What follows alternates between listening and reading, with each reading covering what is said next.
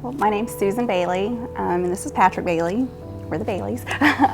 We have two boys, Joshua and Jordan. Patrick is just recently retired from the Air Force. He's been in the military for 24 years. So we met quite a few years ago and got married, moved overseas. Took us like 15 years before we could get stationed back at Barksdale, but he kind of made full circle to start his career here and then end it here at Barksdale. So 24 years. Mm-hmm. Wonderful experience. So last February, February 22nd of 2015. I had a stroke. Yep, he had a stroke. Started off like a normal morning. It was actually the weekend of our oldest son's birthday. About to get ready for church, and I was actually on my way to go get some donuts for all the kids, and so I quickly got changed and came back, and Patrick wasn't in the room. I just thought he was out here making coffee, and came back in the room because I didn't see him out here, and heard this noise on the side of the bed. I thought he was going to scare me or something crazy like he normally does, and found him on the ground unconscious, and knew something was wrong right away. I didn't know if he was having a seizure or a stroke at the time, but I quickly called 911, and from that moment our lives have been turned upside down since. Patrick had a massive stroke that morning.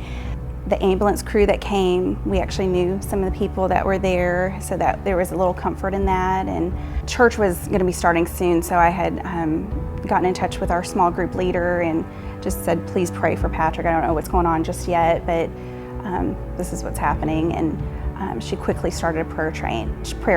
And when I got to the hospital, it seemed like our whole church family was working at Willis Knight in Piermont that day. You know, it was just amazing, the people that were put in place. You know, it was all in perfect timing. Got diagnosed with a stroke, and he couldn't speak, he couldn't move his body. It was terrifying. You could see the fear in his eyes. You know, he was completely healthy right at this point. You know, it was unheard of that he would have a stroke. He was in the gym like 5 to 6 days a week. He didn't even have high blood pressure, cholesterol issues, like all the risk factors. Like, he didn't have any of those things. But it was definitely happening, and you know, we had to deal with it, and we definitely did. I mean, he started making some improvement that day, and we thought he is going to make a full recovery from this, you know. But then the next morning, something was wrong. You could just tell he was going downhill again, and pretty quickly. So we called his doctor in, and we rushed him down for another CT, and he was having a reaction with the medicine.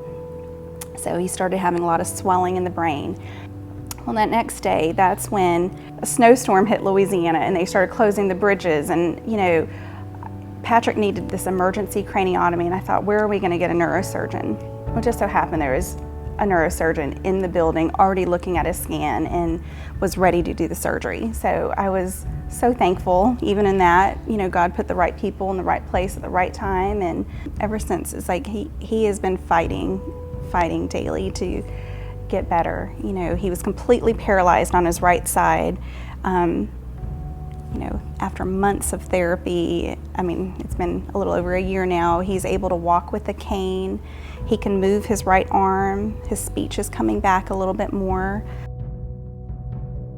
To make life even more complicated, our younger son Jordan started to have symptoms in the summertime, some neurological symptoms, and we didn't know what was going on at first. He started off, we thought were migraines, so we got referred over to a neurologist, and you know, of course, they gave their recommendations and medications, and that wasn't helping, and his symptoms seemed to get worse and worse. It got to the point where he would start vomiting for like 8 hours straight. You know, we just kept seeing all these different doctors, and no one could figure out what was going on with him. But as time went on, it got to the point where he started getting contractures in his hands, and he started vomiting blood, and you know, it was just getting very serious. So he would get his routine CT scans and MRIs and EEGs. I mean, they were doing every test that they knew, and every test kept coming back normal. And he said, you know, the only other thing he could think of to do would be a spinal tap. You know, he was really curious to see what his intracranial pressure was. And it was through the roof. Every doctor that we have seen, they are just like saying, they could not believe the numbers. So we did the spinal tap on him, and his symptoms immediately got better. And so we thought, okay, things are good, Well, then sure enough, it started happening a couple weeks later again. And his next symptoms that he started having, his eyes started crossing. And so with that, we started noticing he had optic nerve swelling. And so with all of his symptoms all together, we had found out that he had a very rare condition called a pseudotumor, which is like a brain tumor. Your body acts like it is, you have a brain tumor, but thankfully there's not a tumor, but that would almost be easier because then we know what to treat.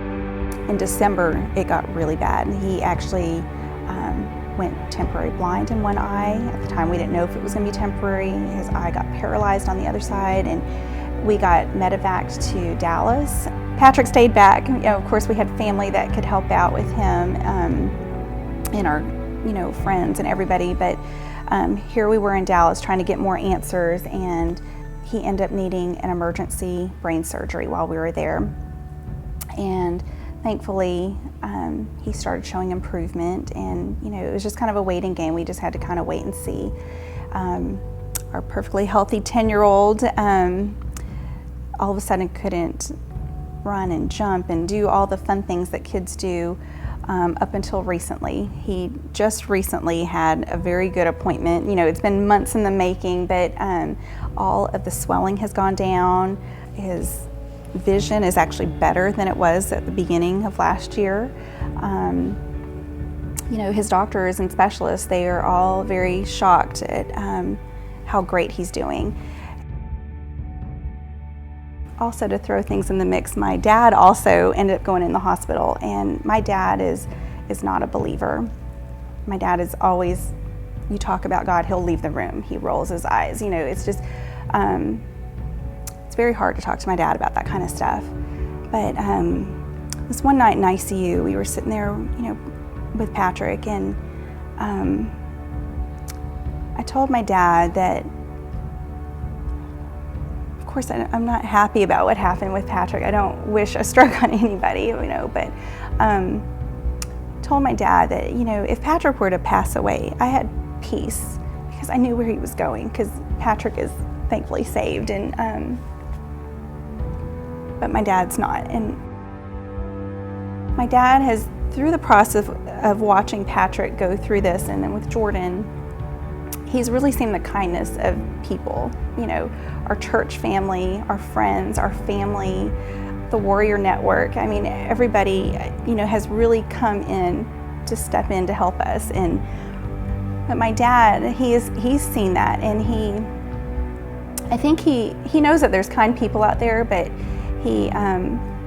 he's mentioned over and over again that, people really do love people that's not their family, their blood family. And he's very surprised at the kindness of people's hearts.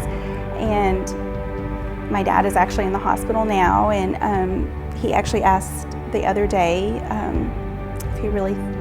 if I really believe that prayer helps, and does God really hear our prayers and things like that. My dad would have never asked those questions before.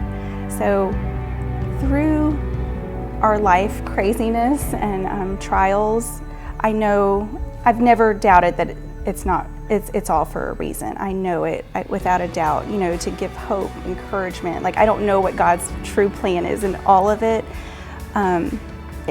Just for my dad, it's incredible to see. And I hope that, we can help other people. God knows the full picture. We don't.